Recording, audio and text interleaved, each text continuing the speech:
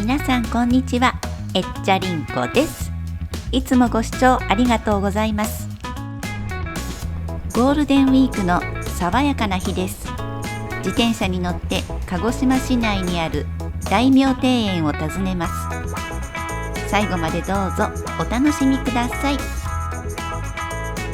やってきたのは旧島津市玉里亭庭園です。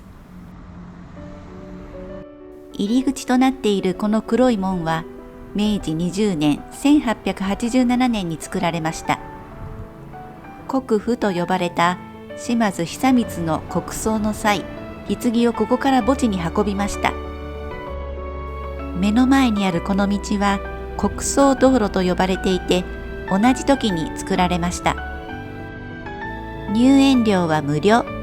上お庭、下お庭の2つのお庭がありますが、下お庭と茶室が一般公開されています。上お庭は鹿児島女子高校の敷地内にあるため見られません。でも時々公開しているようですね。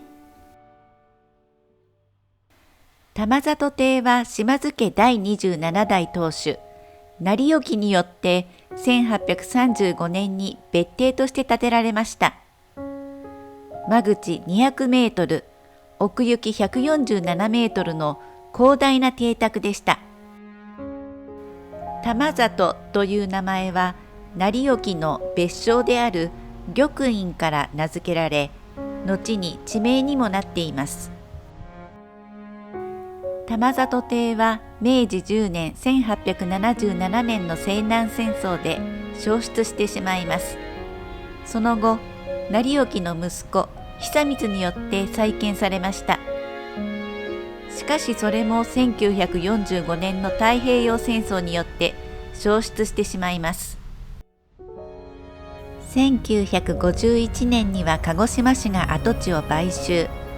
1959年に鹿児島女子高校がこちらに移転してきました。2007年には国の名勝として指定されています。鹿児島島津市の大名庭園といえば仙巌園が有名ですが、ここはあまり観光地化されていません。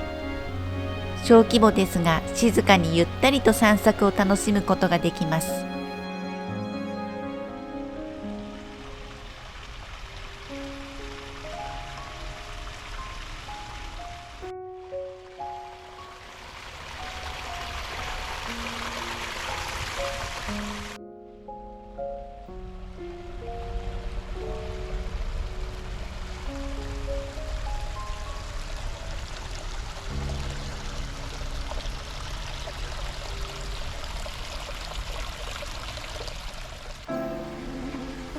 こちらの茶室は明治12年1879年に再建されたものです。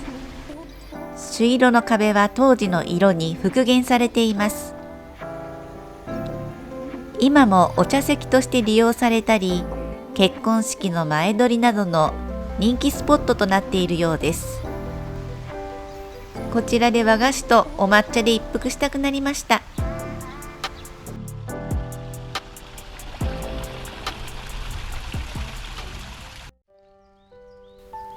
こちらにあるのは高升という水圧を調整したり水を分配したりするものだそうです。玉里亭では540メートル離れた湧水から水道を引いていました。当時としては大変珍しいものでした。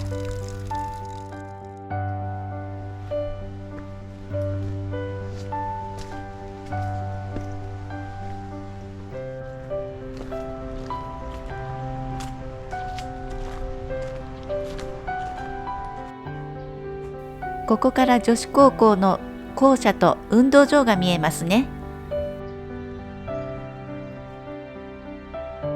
こちらの大きな石は高さが3メートルあります。磯の海中にあったものを53個に分割して運び、再び継ぎ固められたと言われています。眩しい新緑と水のせせらぎに癒された後は、おやつに行きたいと思います。近近くにカルカンで有名なアカシアがあったので行ってみました。こちらではイートインできるので嬉しいですね。和菓子を食べようと思いましたが、いちごのショートケーキを見たら洋菓子の方が食べたくなってしまいました。